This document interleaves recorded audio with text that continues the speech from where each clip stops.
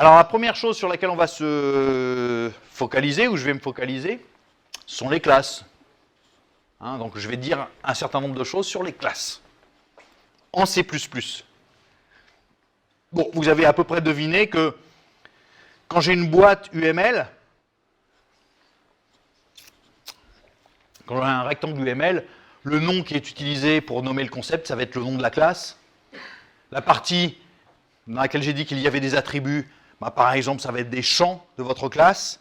Et puis la partie où on a fait la liste des opérations, mais ça va donner des méthodes si vous êtes en Java ou des méthodes si vous êtes en C++, par exemple. Alors en C++, donc cette fois maintenant, j'étais dans le paradigme objet, des choses relativement abstraites, qui étaient complètement indépendantes des langages. En tout cas, vous voyez que jusqu'à présent, je n'avais pas parlé de langage. Bon, maintenant, ce qui nous intéresse, c'est quand même le C++, donc comment ces choses-là vont s'écrire en C++. Alors comment est-ce qu'on déclare une classe en C++? Eh bien, vous avez un mot-clé pour faire ça. Si vous voulez déclarer ou définir une classe en C++, eh bien, il vous suffit d'utiliser la syntaxe suivante. Classe, le nom de votre classe, je vais appeler ma classe. C'est à peine mieux que Toto, mais voilà. Vous ouvrez une accolade, vous mettez tous les éléments constitutifs de la déclaration d'une classe, peu importe. Ici, ça ne m'intéresse pas, j'ai représenté ça par 3 petits points. Les 3 petits points n'est pas une syntaxe C++, pour dire qu'il peut y avoir quelque chose dedans, voire rien. Et puis, vous fermez avec une accolade, point virgule. N'oubliez pas le point virgule. C'est une erreur très fréquente que d'oublier le point virgule derrière la déclaration d'une classe. Vous verrez que vous aurez des erreurs assez compliquées. Le compilateur s'y retrouve assez mal. Donc c'est difficile de localiser ça. Mais je suis sûr que vous rencontrerez cette erreur presque fréquemment au début et puis plus rarement après. Mais c'est assez régulier, surtout si vous passez d'un langage à l'autre. Voilà, ça c'est absolument essentiel. Vous devez mettre un point virgule derrière la définition de la classe. Donc classe, le nom de la classe, un bloc, suivi par un point virgule. OK? Alors ce qui est important, c'est que quand vous avez fait ça, vous avez défini un nouveau type. Donc c'est défini un nouveau type que vous pouvez utiliser et donc déclarer des variables de ce type. Donc j'ai le droit, pardon, j'ai le droit de déclarer une variable que j'appelle un objet. Donc j'utilise la syntaxe habituelle, puisque c'est un objet, son nom commence par une lettre minuscule, voilà. Un objet qui est une variable du type quoi? Du type ma classe. Donc j'insiste, j'avais déjà dit ça quelque part, faites attention, par rapport au C, vous ne devez pas employer le mot-clé classe, le nom du type, c'est vraiment le nom, c'est l'identificateur qui a été utilisé après le mot-clé classe quand vous avez déclarer ou définir votre classe.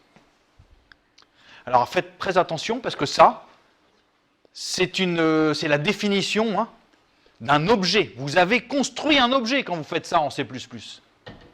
Attention à tous ceux qui viennent de Java, quand vous faites ça en Java, ça ne construit pas un objet. On insiste bien pour vous dire non, non, ça c'est pas un objet, je sais pas quoi, une référence sur un objet. Si vous voulez créer un objet en Java, vous devez faire new. Non, en C++, il y a plusieurs façons de créer des objets. Ça, c'est la façon statique. Ça correspond exactement à ce qui se passe quand vous écrivez int un entier. Quand vous faites int un entier, tout le monde sait en C++, et d'ailleurs en Java ça vaut le coup aussi, enfin ça vaut pour le coup aussi, quand vous écrivez int un entier, ça crée bien une variable. Il y a bien création, allocation de mémoire associée à un identificateur. Et bien c'est pareil pour un objet. Si vous écrivez ma classe un objet, c'est conforme à la même chose. C'est-à-dire ça crée un objet du type ma classe associé à un identificateur qui s'appelle un objet. Donc ces objets-là sont construits statiquement. On considère parfois que c'est un problème, parce qu'on verra qu'il y a aussi les objets créés dynamiquement, et donc ça veut dire qu'on a 2 mondes d'objets. Il faut le savoir, quoi. Évidemment, ça veut dire que le sport de gestion de ces objets est plus compliqué en C++ ou plus riche, si on veut, qu'en Java. Mais c'est important. D'accord? Alors, maintenant, quels sont les éléments constitutifs de la déclaration d'une classe? J'ai rien mis dans mon bloc. Qu'est-ce que je peux mettre dans mon bloc?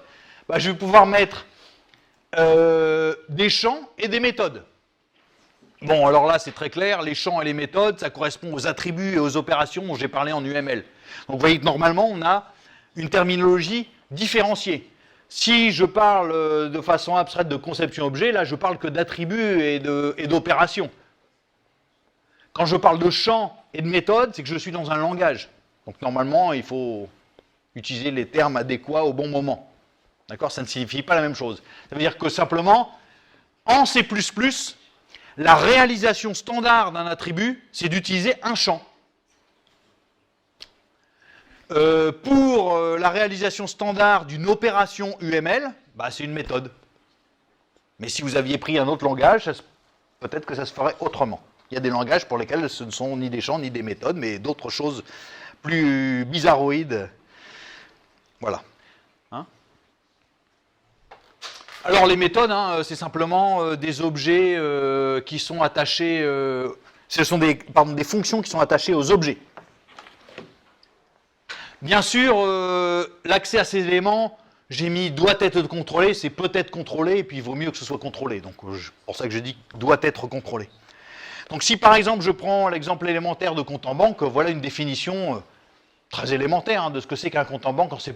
Donc je me définis bien, je me déclare bien une classe, compte en banque, j'ouvre un bloc, ferme le bloc, il y a bien un point virgule, ça va. Puis à l'intérieur j'ai mis des choses. Bon, on verra plus tard exactement, je détaillerai ces histoires de public, même si vous avez quand même une idée assez bonne de ce que ça fait, mais on verra qu'il y a des subtilités par rapport à Java. Hein. Donc ça veut dire quoi? Ça veut dire que j'ai un attribut. Ok, ben les attributs UML, on a le dessin qui correspondrait ici, hein, je ne l'ai pas fait, mais peut-être que j'aurais dû. Le dessin qui correspond ici, si j'avais un dessin UML,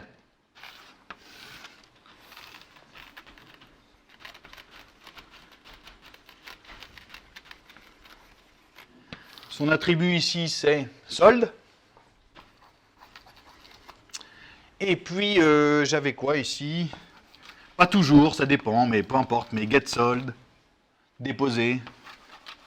Bon, je vous fais grâce des paramètres ou pas, mais ça dépend du degré de raffinement de votre diagramme. Mais souvent, au début, hein, évidemment, on n'est pas capable de mettre les types encore. Hein. Au début, les diagrammes sont relativement grossiers. Et puis après, on raffine, on va dire quels sont les paramètres, les types des paramètres. Donc par exemple, il y a un diagramme. Au bout d'un moment, on finit par dire que les soldes, c'est des entiers.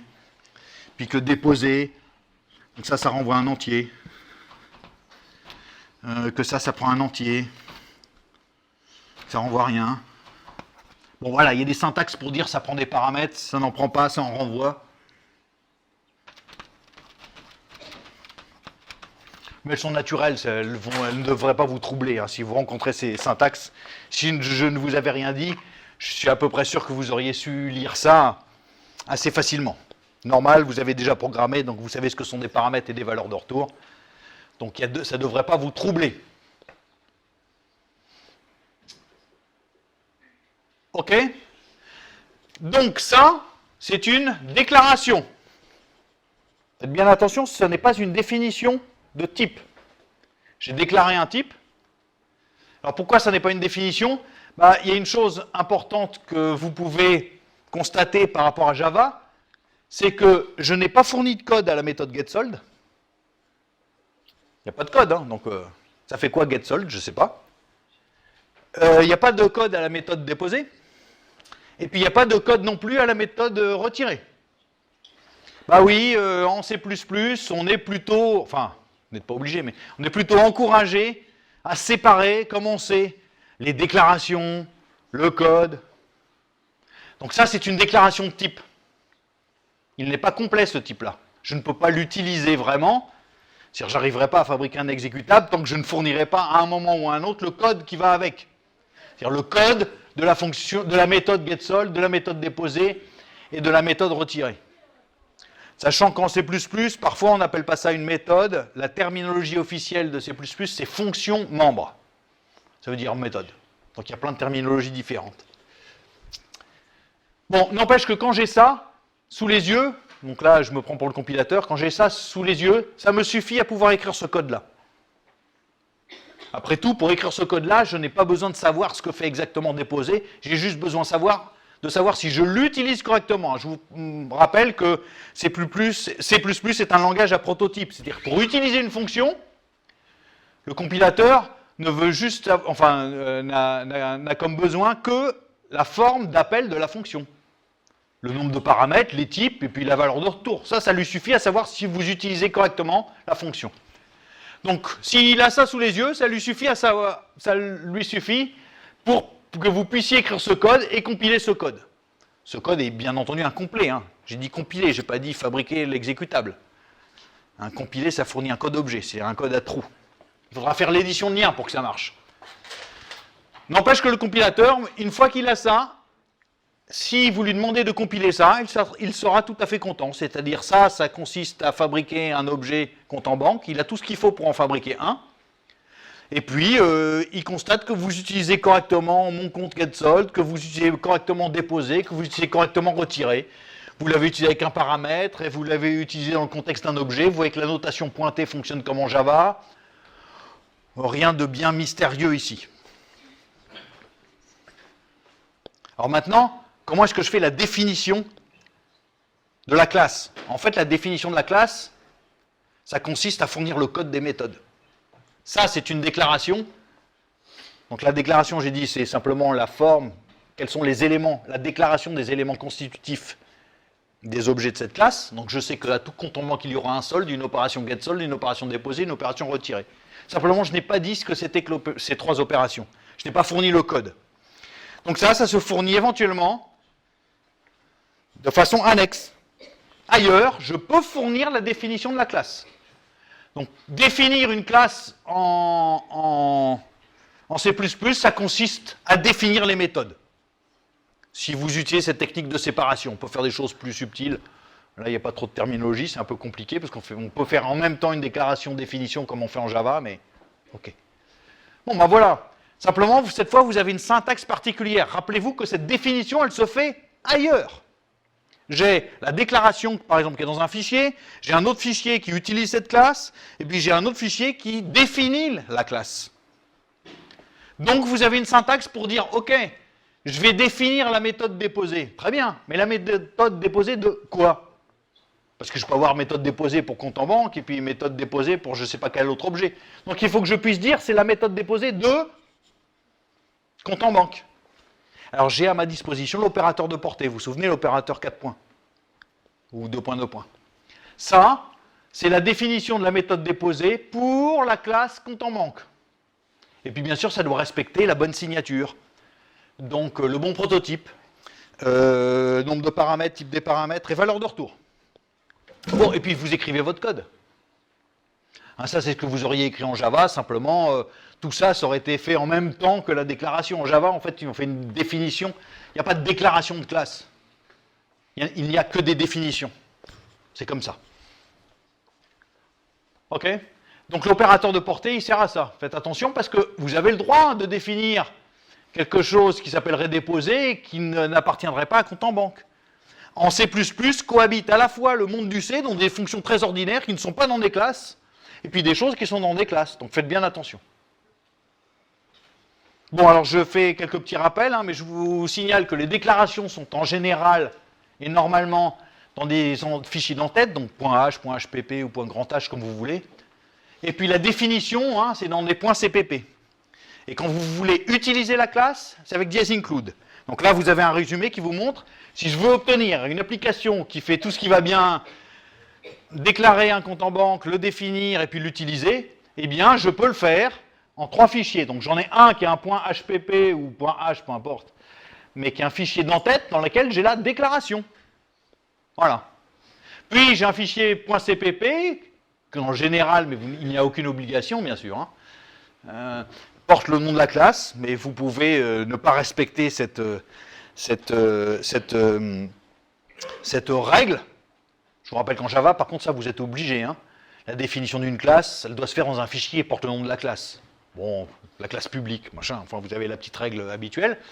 Ici, vous n'avez aucune contrainte. Hein. La définition d'une classe peut se faire dans n'importe quel fichier. Il vaut mieux éviter de le nommer bizarrement. Hein. Si vous êtes en train de définir la classe compte en banque, il vaut mieux que le fichier s'appelle compte-en-banque.cpp, sinon vous allez vous gratter la tête pour retrouver les définitions. Vous pouvez même les éclater comme vous voulez, mais c'est pareil, hein. Je vous déconseille de faire ça. Donc, ok, respectons les choses. La déclaration, on va la faire dans un fichier qui porte le nom de la classe, même si ce n'est pas obligatoire. La définition, pareil. Et puis l'utilisation, hein, ça consiste simplement à faire un include de mon point H qui correspond, et puis à utiliser le code qui va bien. Donc bien sûr, quand je vais compiler tout ça, je pense qu'on vous a fait faire un jour ou l'autre, et peut-être même en TP de C++, créer des makefiles, ou utiliser un IDE qui fait ça pour vous. Hein, mais c'est bien ce que vous devez faire pour fabriquer l'application qui utilise ça. Il va vous falloir compiler ça, et faire l'union de ces deux choses-là pour obtenir un programme exécutable complet. Parce que bien entendu, si vous compilez ça, il vous manque la méthode déposée, il vous manque. Donc il faut faire l'union de ces choses-là. Il faut faire l'union de toutes les définitions. Donc voilà un exemple de makefile, hein, peu importe. Ça signifie que si vous voulez fabriquer compte en banque.test, enfin l'application qui s'appelle compte en banque test, en fait elle dépend de obj. Obj c'est quoi? C'est compte en banque.o et compte en banque.test. Donc ça signifie qu'il faut compiler les points CPP, les deux points CPP ici, en deux fichiers objets, et puis ensuite faire l'union de ces deux fichiers objets. Je vous passe les détails des fabrications des makefiles et des règles par défaut, mais c'est un peu hors sujet ici, on pourrait passer un temps relativement long. Mais ça vaut le coup de s'intéresser à cette question. Bon, alors l'exécution, hein, ça marche bien. Une fois que j'ai fabriqué ça, là, j'ai fait mon makefile, puis j'ai demandé à makefile, enfin, j'ai demandé à l'outil make de fabriquer tout. Donc il interprète ça, il lance le compilateur, il lance l'éditeur de liens, puis paf. Si j'ai pas fait d'erreur de saisie, il me fabrique un exécutable que j'exécute et ça marche bien. Alors que faisait l'exécutable? En gros, elle faisait quoi mon application? Elle me fabriquait un compte en banque. Elle me demandait je demandais combien il y avait d'argent dessus.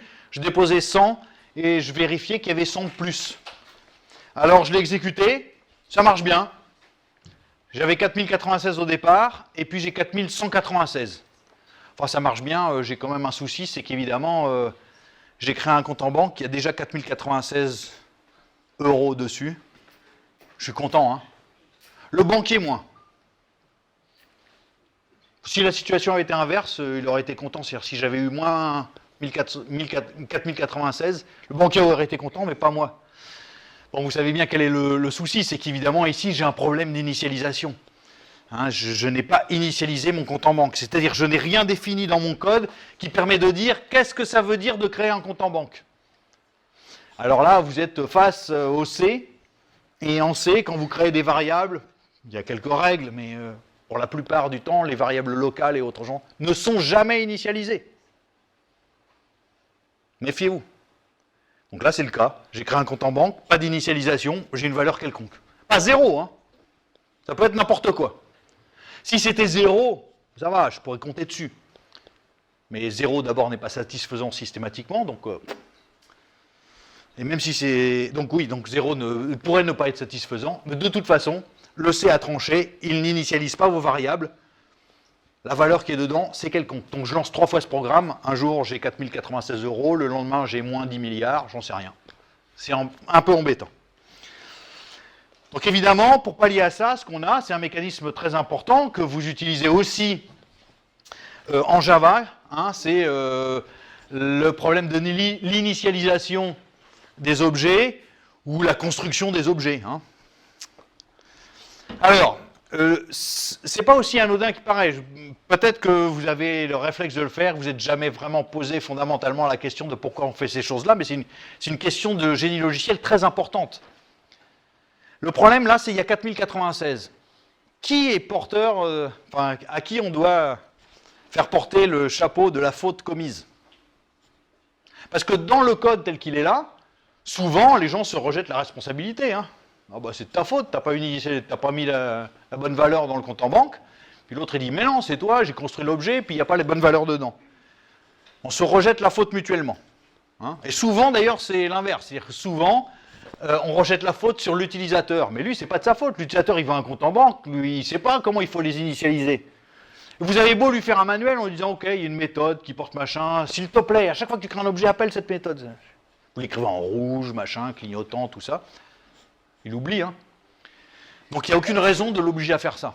Moi je ne sais pas comment on fabrique une voiture, ce que je veux c'est que quand je commande une voiture, on m'en livre une qui fonctionne bien, quoi. Je veux pas qu'on me livre la voiture, on m'explique ah ouais j'ai oublié de Je te préviens, j'ai pas réglé le carburateur, et puis... donc tu verras, tu te débrouilles. C'est pas ça que je veux. Je veux un objet qui, quand on me le livre, qui soit dans un état cohérent. Alors l'état cohérent dépend évidemment du domaine d'application. Je ne sais pas ce que c'est qu'un état cohérent pour un compte en banque, mais j'imagine que quand on crée un compte en banque, qu'on vient les mains dans les poches chez le banquier, il crée un compte en banque où il y a 0 dessus. Hein, mais c'est lui qui est le responsable. D'accord? Alors, pour résoudre la question, eh bien, il faut fournir un service d'initialisation. Et à ça, c'est à ça que vous servent les constructeurs. Ok? Alors, oui, en C++ comme en Java, ça s'appelle des constructeurs. Rien de bien mystérieux. Sachant que ce n'est pas forcément un nom très adéquat. Je suis un peu embêté avec cette terminologie que tout le monde utilise. Puisque les rôles des constructeurs, c'est pas tellement de construire. Enfin, encore quand c'est plus, ça peut être vraiment le cas. Mais le rôle des constructeurs, c'est plutôt d'initialiser. Donc on devrait les appeler des initialiseurs et pas des constructeurs. C'est un peu ambigu, hein, ce terme. Bon, mais peu importe. Ça s'appelle des constructeurs. Alors en C++, le terme qu'on emploie, c'est setor. C'est des gros feignants, les programmeurs C++. Donc constructeur, c'est un nom vachement long. Vous avez dit setor, c'est plus court. Donc ne soyez pas surpris si vous voyez dans un document C++, on parle de setor, ça veut juste dire constructeur. Et donc ça désigne les constructeurs. Et puis c'est comme en Java, il n'y a pas de mystère. Un constructeur, c'est une méthode de vos classes qui porte le même nom que la classe. C'est une règle. Et puis même règle quand en Java, pardon, il n'y a pas de valeur à renvoyer. Un constructeur ne renvoie pas de valeur. Donc vous ne devez pas mettre void ou je ne sais pas quoi. Il n'y a rien. Il n'y a pas de type de retour. Et puis par contre, un constructeur, hein, vous pouvez en mettre autant que vous voulez. Simplement, vous pouvez utiliser la surcharge sur constructeur. Donc, simplement, ils seront différenciés par la liste des arguments et donc nombre et type des arguments, si nécessaire. Et la particularité des constructeurs, il y a deux choses. Un, vous ne pouvez pas les appeler explicitement. Un constructeur, vous n'avez aucun moyen d'appeler un constructeur quand ça vous arrange. C'est appelé automatiquement à un et un seul moment, le moment où vous construisez un objet. C'est pour ça qu'on appelle ça des constructeurs. Mais... c'est-à-dire que quand vous réclamez la construction d'un objet, c'est donc deux façons de construire des objets. Peu importe la façon dont vous construisez un objet, dès que vous demandez la création d'un objet, il y a automatiquement appel d'un constructeur. Alors voilà, hein, si je veux créer un constructeur, voilà à quoi ça ressemble, rien de bien mystérieux, j'ai une application qui permet de manipuler, je ne sais pas quoi, des ordinateurs. Je gère un stock d'ordinateurs. Ces ordinateurs ont des attributs, même disque, la taille mémoire et puis la taille du disque. Et puis, je veux qu'il soit initialisé, c'est-à-dire que je veux qu'à chaque fois qu'il construit un ordinateur, c'est un ordinateur qui a du sens. Donc, je ne sais pas, je dois me débrouiller pour qu'il y ait des valeurs correctes à tout instant. Bon, il y a des choses que je ne sais pas encore régler ici, mais ici, j'ai créé une classe ordinateur qui contient, un concept ordinateur qui contient deux constructeurs. Donc, deux méthodes qui portent le nom de la classe, ordinateur. Elles sont différenciées toutes les deux par le nombre d'arguments. Il y en a une avec 2 arguments, puis une sans. Et puis, j'insiste bien, pas de valeur de retour ici, pas void, rien. Et puis, bien simplement, ces constructeurs font des choses diverses et variées. Donc j'imagine que si je construis un ordinateur sans que le client, l'utilisateur ne me précise quoi que ce soit, je lui fournirai un modèle de base. Hein, vous n'y connaissez rien, vous allez à Carrefour et le vendeur vous file un modèle. Fourguer standard. Et donc là, c'est un ordinateur qui a 1 giga de mémoire et puis 40 gigas de disque. Et puis, vous avez une autre façon de fabriquer les ordinateurs, c'est l'utilisateur plus au fait de la question des ordinateurs et qui, lui, veut des commandes spéciales. Il veut pouvoir commander un ordinateur qui a une certaine taille, enfin qui a une certaine capacité mémoire, une certaine capacité disque. Voilà. Bien sûr, hein, les constructeurs, il faut se rappeler que ce sont des choses qui doivent apparaître aussi à la conception. C'est pas quelque chose qu'on définit en l'air. Définir des constructeurs, c'est pas aussi facile qu'il y paraît. Pourquoi est-ce que c'est pas aussi facile? Parce que quand vous fabriquez une classe, normalement, il faut vous poser la question de qu'est-ce qu'un utilisateur veut ou souhaite fournir comme données pour obtenir un objet de la classe donnée. Donc il faut vous placer il faut vous placer du côté des utilisateurs. Hein? Donc il faut imaginer les scénarios qui pourraient correspondre aux utilisateurs. Si je suis un utilisateur lambda, qu'est-ce que je veux? Qu'est-ce que je suis capable de fournir comme valeur pour obtenir un ordinateur? Bon, bah alors là, on a imaginé qu'il y avait deux cas. Hein. Soit j'étais un utilisateur tout bête, et donc je ne précise rien, soit je peux fournir des données. Alors, faites attention, piège C++, il n'est pas indiqué ici, je ne crois même pas plus loin. Et si je veux construire un objet, donc attention, première chose, j'insiste bien, je n'ai pas employé new, pourtant ici deux objets sont construits. Si j'avais mis int, au lieu de ordinateur, là, vous aurez été d'accord pour dire que oui, il y a bien un entier qui est créé. Et donc ça, c'est conforme au modèle des objets en C++. Si je remplace le type int par ordinateur, oui, il y aura bien un ordinateur de créé. Ça crée un objet ordinateur. Je n'ai pas employé new, mais il y a un ordinateur qui est créé. Statiquement. Ça, c'est une création statique. Si j'emploie new, ce serait une création dynamique. C'est possible aussi. Donc ça, c'est la première remarque. Deuxième remarque, donc ça, faites bien attention, je ne mets pas de parenthèse. Je n'ai pas mis de parenthèse là. Hein, je n'ai pas écrit ordinateur, une bécane de base, parenthèse, parenthèse. Si je fais ça, c'est que je viens du monde Java, parce qu'en Java, je sais que je dois mettre des parenthèses pour dire que je suis en train de créer machin truc, j'appelle le constructeur sans argument, je sais pas. Non.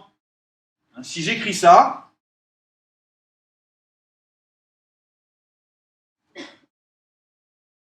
une petite question. Mais l'erreur va être fréquente. Hein. Vous allez souvent écrire et mettre des parenthèses là. Donc c'est important de noter ça.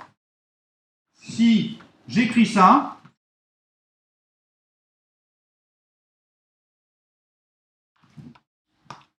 est-ce que quelqu'un a une idée de ce que ça signifie? Je vous rappelle qu'on est compatible avec le C. Hein. Il y a un programmeur C ici qui sait ce que ça veut dire ça?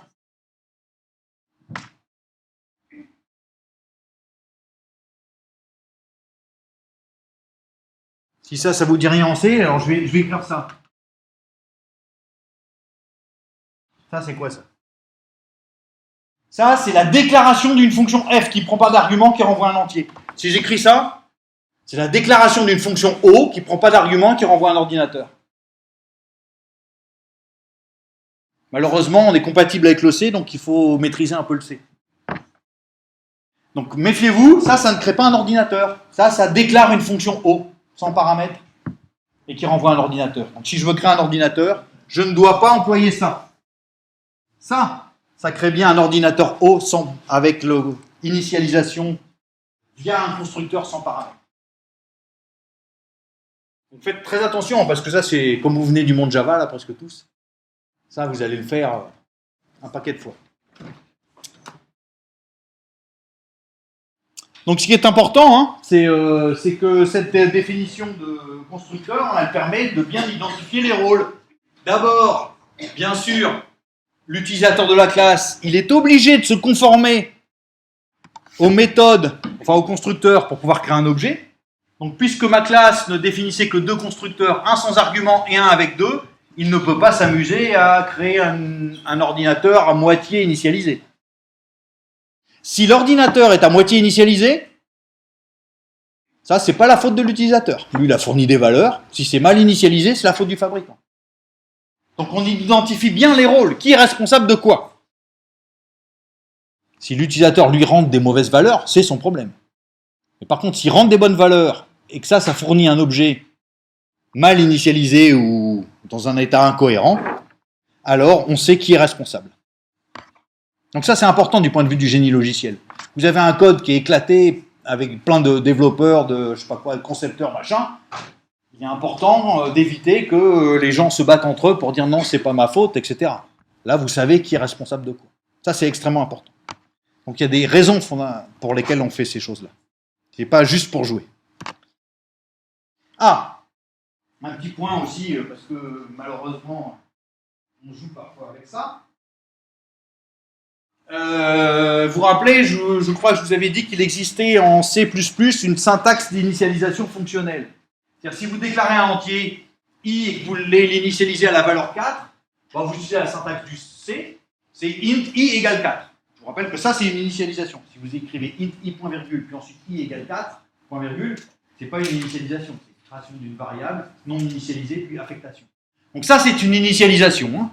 L'initialisation habituelle, entre guillemets. Si j'ai cette syntaxe-là, le C++ m'autorise aussi à écrire int j parenthèse 4.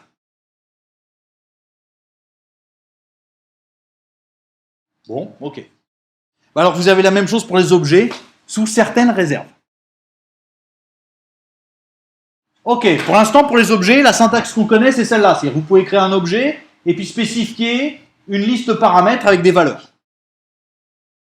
Alors il se trouve que s'il est possible de créer un objet avec une liste d'arguments réduite à un argument, si c'est possible de faire ça, alors vous avez le droit d'utiliser la syntaxe d'initialisation du C.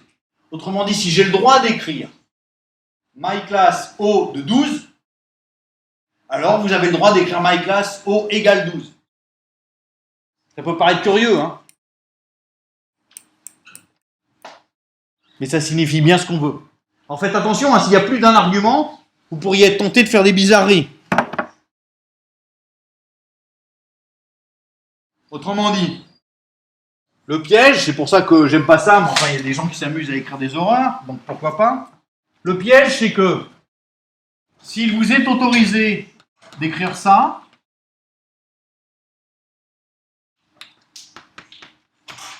vous dites, oh bah c'est sympa, ça veut dire que je vais aussi pouvoir l'écrire comme ça.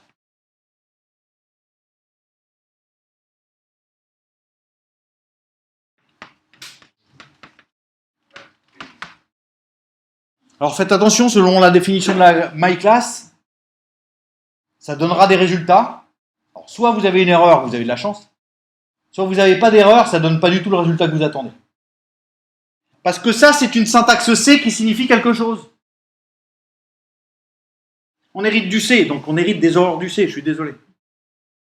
Si j'écris ça, ça pose aucun problème en C. Personne n'emploie jamais une telle horreur, mais c'est possible de l'écrire. Quelqu'un sait combien vaut O après ça?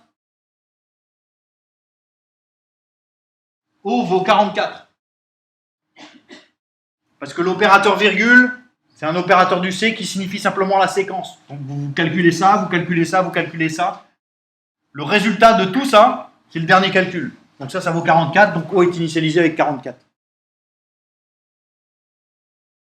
Choisissez. Bien que ce soit autorisé, je vous le dis parce que ça existe et qu'il y en a qui s'amusent à écrire de telles ordres, choisissez quand même, si vous êtes dans le monde des objets, utilisez la syntaxe d'initialisation fonctionnelle et pour les types primitifs, la syntaxe ordinaire. Commencez pas à faire de telles horreurs, même si parfois on peut avoir besoin de faire des choses comme ça.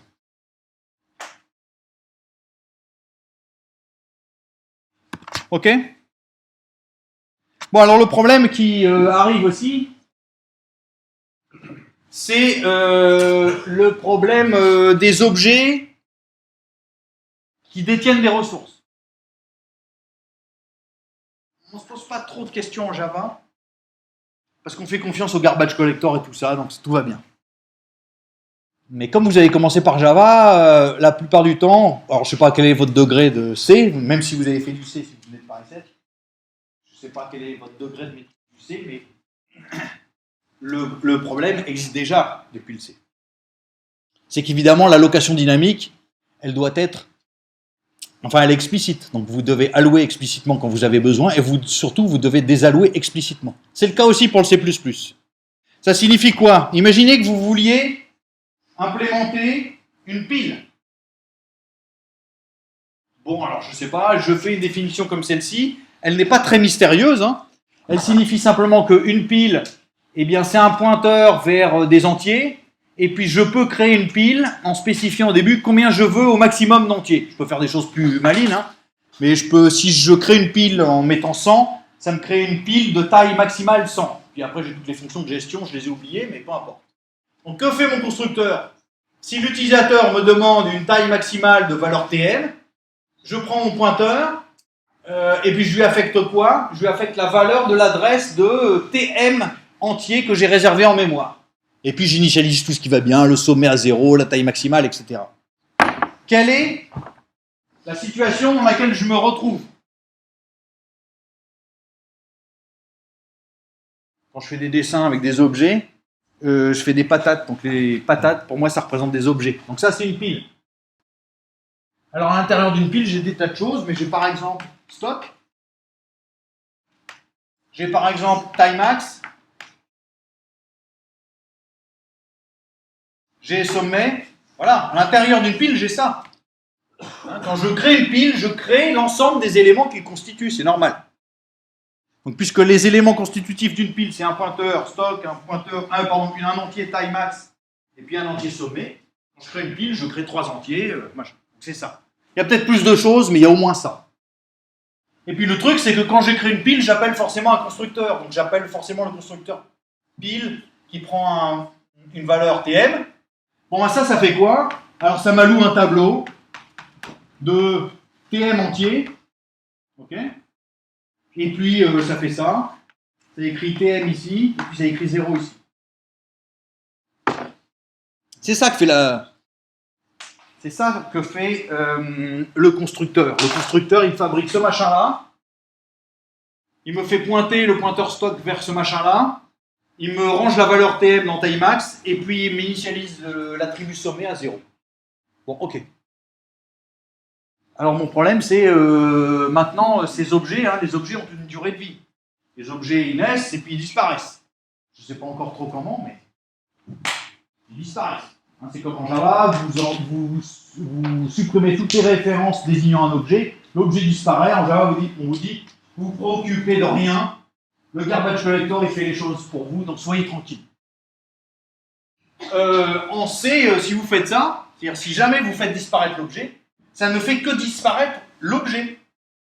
Ça ne fait pas partie de l'objet. Le dessin l'indique bien. Si ça c'était dans l'objet, je l'aurais dessiné là. Ça, c'est une ressource externe que l'objet désigne. Pourquoi pas, hein? Un objet peut désigner d'autres objets. J'ai dans mon agenda les numéros de téléphone de mes amis ne sont pas dans l'agenda. Hein. C'est une indirection. D'accord? Donc c'est exactement ça ici. J'ai un numéro me permettant d'accéder à une ressource externe, à un autre objet. Enfin, peu importe. À quelque chose qui est externe. Donc quand je supprime ça, vous voyez bien mon problème, c'est que si je supprime réellement ça, le C ou le C++ n'a aucun moyen de savoir ce qu'il faut faire avec le pointeur. Donc qu'est-ce que vous faites? Il supprime l'objet, puis c'est tout. Donc je me retrouve avec quoi? Une zone mémoire perdue. C'est moyennement grave, mais ça s'appelle une fuite mémoire. Si vous en faites trop, vous consommez toute la mémoire, puis la machine s'arrête ou votre application, ou au mieux la machine arrête votre application parce que vous avez consommé trop de mémoire. Donc j'aimerais bien contrôler ça.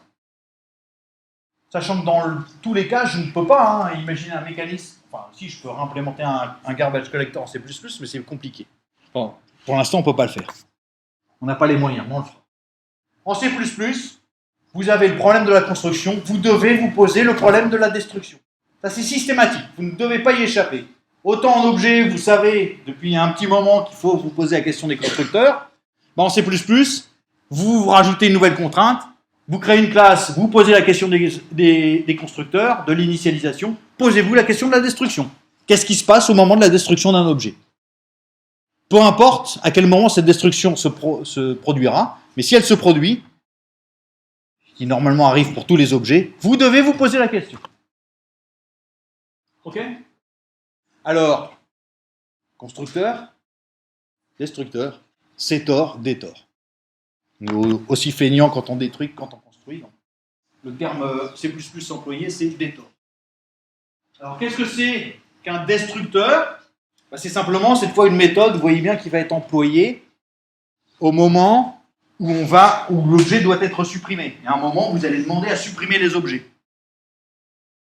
Eh bien, quand les objets vont disparaître, on va appeler automatiquement leur destructeur. Donc, c'est aussi une méthode que vous ne pouvez pas appeler vous-même. Je ne peux pas appeler un destructeur explicitement. Je ne peux pas appeler un constructeur explicitement. Je ne peux pas appeler un destructeur explicitement. Le constructeur est appelé automatiquement quand on construit l'objet. Le destructeur est appelé automatiquement quand on détruit l'objet. Alors, en plus, j'ai dit le constructeur est appelé quand on détruit l'objet. En plus, il ne peut y avoir qu'un seul destructeur. Donc, un destructeur, qu'est-ce qu'il a comme caractéristique? C'est une méthode qui porte le nom de la classe, mais devant, vous lui adjoignez le caractère tilde. C'est ça un destructeur. Il ne peut y en avoir qu'un, pas de paramètres, rien à renvoyer, donc elle ne peut pas être surchargée, etc. On verra qu'il y a d'autres contraintes qu'il faudra rajouter au destructeur plus tard, mais ça, on n'a pas encore les moyens de comprendre ce qui se passe, mais il faudra les mettre en virtuel pour que tout fonctionne bien. Donc voilà, vous voyez bien que maintenant, si je veux que quand cet objet disparaisse, je veux aussi faire disparaître ça, eh bien, il me faut un destructeur, et puis il faut que je dise ce qui se passe quand je détruis. Donc un destructeur, bah, c'est simple, j'ai pris ma pile, et puis je me suis rajouté un destructeur. Donc une méthode porte le nom de la classe, qui ne prend pas de paramètres, pas de valeur de retour, et puis je fais préfixer le nom de la classe par le caractère type. C'est pas beau, mais c'est comme ça. Donc maintenant, quand je fais sa définition de ce constructeur, bah voilà, ça veut dire c'est le destructeur pile de la classe pile. Et puis qu'est-ce que je fais? Bah, vous voyez que quand je veux faire disparaître une pile, j'en profite pour désallouer la taille, la mémoire associée. Donc je fais un delete de la zone mémoire que j'avais associée à stock. À la construction, j'avais alloué une mémoire et je l'avais associée à stock. Bah, à la destruction, qu'est-ce que je fais? Je détruis la zone mémoire associée, qui était associée au pointeur stock. Bon, alors maintenant on dit, oh, ok, c'est super, je vais pouvoir regarder ce qui se passe un peu, et on a des bizarreries en C++, parce que la construction et la destruction des objets peut être inattendue, surtout si vous n'avez pas trop en mémoire ce qui se passe pour les variables en C. Alors voilà, je fais une expérience. Vous voyez, j'ai pris une classe, elle n'a rien, ces classes, il n'y a pas d'attribut, il y a juste un constructeur, sans paramètres, un destructeur. Et qu'est-ce que fait le constructeur? Il m'affiche un message, donc j'ai une classe group. Quand je construis un group, ça m'affiche construction d'un group, et quand je détruis un group, ça fait destruction d'un group. Pas très malin, hein, mais je vais essayer de voir un peu ce qu'on peut faire avec ces choses-là. Donc j'écris un bout de programme, très simple, en apparence. Alors qu'est-ce que j'ai? J'ai un main dans lequel j'ai deux variables G1 et G2 qui sont du type group. Je les passe en paramètre à f. F est une fonction qui reçoit évidemment deux gloops. À l'intérieur, je crée un gloop dynamiquement que j'associe à un pointeur. J'efface l'objet qui est pointé par PG, et puis je regarde ce qui se passe. Alors, je regarde ce qui se passe, et je me dis, bon, si les choses se passent normalement, il doit y avoir autant d'objets détruits que construits ou vice-versa. C'est juste pas possible qu'il se passe des choses autrement. Normal. Maintenant, je regarde exactement ce qui se produit ici, et qu'est-ce que je vois? Je vois 3 messages de construction et 5 messages de destruction. Normalement, je me gratte la tête, c'est le minimum, pendant un petit moment, et puis voilà. Donc je me dis, mais comment c'est possible? Dans mon programme, on détruit 5 objets, alors qu'en fait, il y en a 3 créés.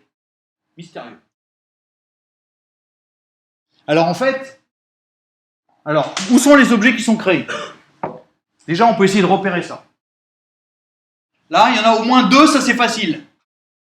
Gloop est une classe, quand j'écris gloop G1, c'est sûr, ça crée un objet. Donc G1, ça m'a créé un objet. G2, pareil. Ok? Là, rien n'a été créé. Là, rien n'a été créé, c'est des paramètres. New, ça c'est sûr, ça m'a créé un objet. Donc c'est sûr que j'ai au moins 3 objets créés. Alors, comment se fait-il que j'ai 5 destructeurs? Le mystère, il vient du fait qu'il ne faut pas oublier qu'en C, le passage de paramètres est un passage par valeur. Qu'est-ce que ça veut dire, passage par valeur? C'est un passage par copie.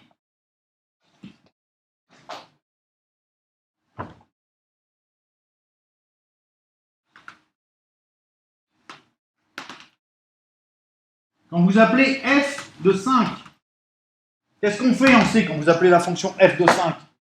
Normalement, si vous avez tout bien en tête, ça crée une variable i, vous l'initialisez avec 5, vous travaillez dessus, et puis quand quand vous avez terminé l'appel à f, la variable i disparaît. C'est comme une variable locale.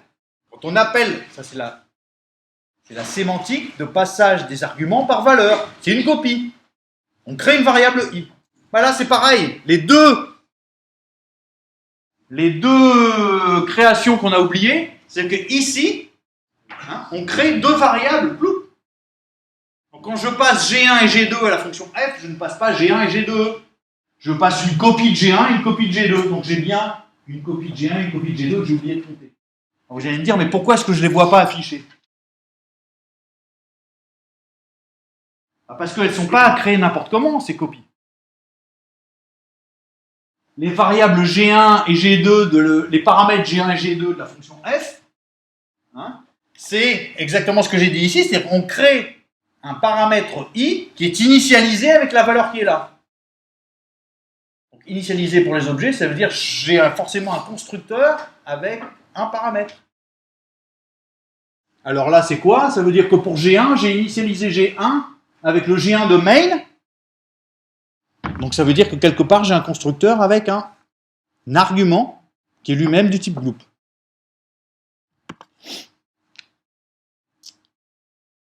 Oui, ok, ça c'est le détail.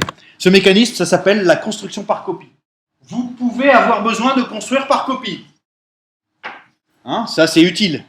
Par exemple, vous avez cette pile, vous voulez la passer en paramètre. La question c'est quoi? Est-ce que vous copiez juste ça ou est-ce que vous devez tout dupliquer? Il n'y a pas de solution. Des fois, vous voulez le premier cas, donc vous voulez une même ressource partagée par deux objets. Ou alors, des fois, ce que vous voulez, c'est dupliquer et l'objet et puis la ressource qui est pointée. Donc on veut pouvoir contrôler ça finement. Donc dans un premier cas, c'est le shallow copy, c'est-à-dire vous copiez juste l'objet lui-même, et si vous voulez copier en profondeur, vous copiez aussi les objets détenus par l'objet lui-même, c'est le deep copy, la copie en profondeur. Alors voilà, vous dites, ok, bon, je vois ce qu'il est en train de me raconter, j'ai les constructeurs sans argument, ça c'est gloop, et puis ce qu'il me faut, c'est un constructeur avec un argument qui est lui-même du type gloop, puisque c'est ça un constructeur de copie. Si vous faites ça en C, bien sûr, ça ne marche pas. Parce que la sémantique de copie est par valeur. Donc le problème, c'est que pour copier par valeur un gloop, vous avez besoin de la valeur d'un gloop lui-même. Donc vous allez à l'infini enchaîner les constructions par copie, ça ne marche pas. Vous avez une récursion infinie. Pas de terminaison. Comment on s'en sort? Ah, je connais. Parce que j'ai déjà vu qu'en C++, il y a des références, c'est que je peux passer des arguments par référence. Je peux éviter la copie des arguments. Donc le constructeur par copie en C++, c'est au minimum de passer par référence. Donc cette fois, ce n'est pas une valeur. Ce que vous passez, c'est vraiment le gloop d'origine. Donc il n'y a pas de copie. Donc tout va bien. Vous n'êtes pas obligé de mettre const, c'est pas très grave. Mais du coup, vous allez voir, si je le fais, vous allez voir que cette fois, je vais avoir normalement les choses cohérentes. Si je n'ai rien oublié. J'ai rajouté simplement un constructeur par copie. Et vous voyez que le message particulier que je lui ai fait afficher, c'est construction d'un gloop par copie. Et là, normalement, je devrais le voir apparaître. Ça marche bien. Cette fois, je dois avoir 5 constructions, 5 destructions. Et évidemment, j'en ai 2 par copie. Ça, c'est la construction du gloop G1 du main. C'est la construction du gloop G2 du main. Ensuite, j'appelle la fonction f avec G1 et G2. C'est une sémantique de copie, une sémantique de passage d'argument par copie. Donc, je dois créer 2 variables G1 et G2 dans f. Et je les crée par copie. C'est-à-dire que la variable G1 de f, elle va être initialisée avec le G1 de main, et la variable G2 de f, elle va être initialisée avec G2 de main. Donc j'ai 2 constructions de gloop par copie. Bien sûr, quand je rentre ici, j'ai une autre création de gloop, la création dynamique qui est ici. La dernière instruction de f, c'est de détruire l'objet qui est pointé par PG. Donc ça, c'est le message qui est ici. Ensuite, quand je sors de f, qu'est-ce qu'on fait quand on sort d'une fonction? On détruit toutes les variables créées en entrée. Donc je détruis les deux G1 et G2 que j'ai créés en entrée. Donc j'ai deux messages de destruction, G1 et G2, et puis j'ai les deux messages de destruction de G1 et G2 du main. Cette fois c'est cohérent. Bon, j'ai dépassé de 2 minutes, et je vous fais grâce de l'autre, mais je vous laisse regarder. C'est un autre truc rigolo, c'est maintenant vous faites la même chose avec les valeurs de retour. Il va vous aussi vous manquer des constructions et des destructions. Mais voilà. À la semaine prochaine.